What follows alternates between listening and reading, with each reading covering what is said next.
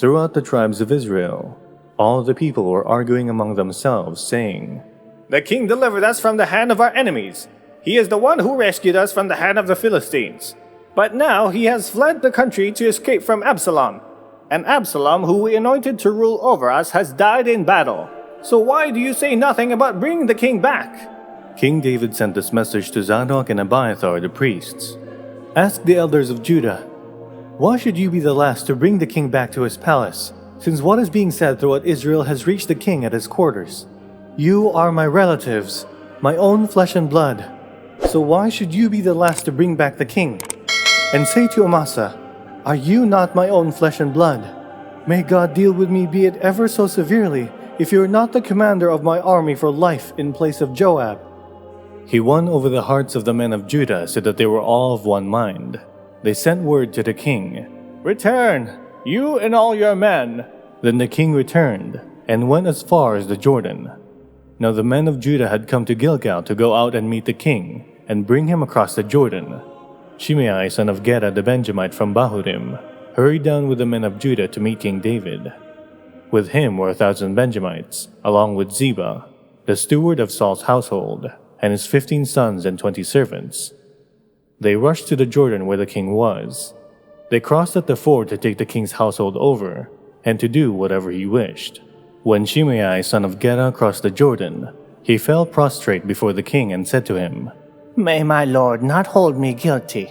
Do not remember how your servant did wrong on the day my lord the king left Jerusalem. May the king put it out of his mind. For I, your servant, know that I have sinned. But today I have come here as the first from the tribes of Joseph, to come down and meet my lord the king." Then Abishai, son of Zeruiah, said, "Shouldn't Shimei be put to death for this? He cursed the Lord's anointed." David replied, "What does this have to do with you, you sons of Zeruiah? What right do you have to interfere?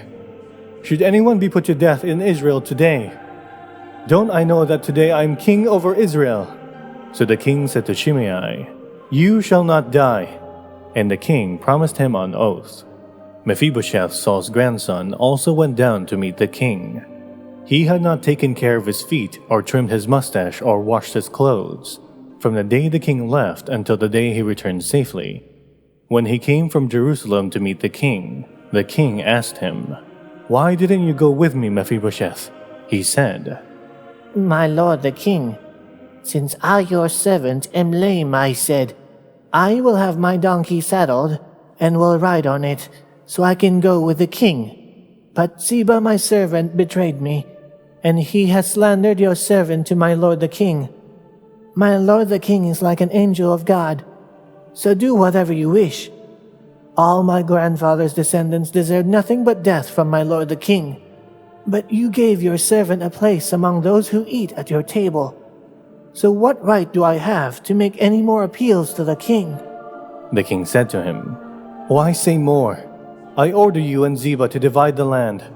Mephibosheth said to the king, "Let him take everything, now that my lord the king has returned home safely." Barzillai the Gileadite also came down from Rogelim to cross the Jordan with the king, and to send him on his way from there. Now Barzillai was very old, 80 years of age. He had provided for the king during his stay in Mahanaim, for he was a very wealthy man. The king said to Barzillai, "Cross over with me and stay with me in Jerusalem, and I will provide for you." But Barzillai answered the king, "How many more years will I live, that I should go up to Jerusalem with the king? I am now 80 years old.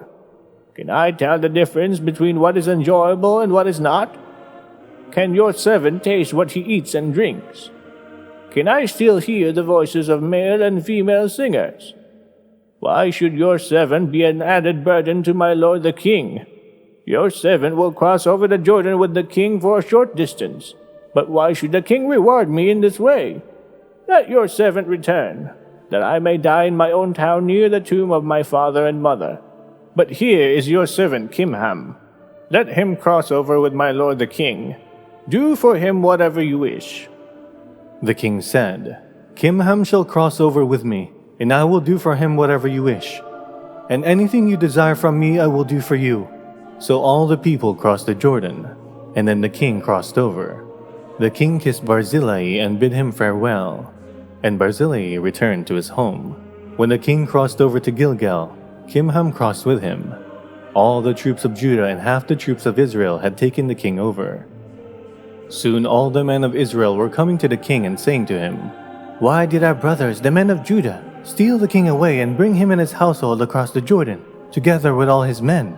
All the men of Judah answered the men of Israel, "We did this because the king is closely related to us. Why are you angry about it?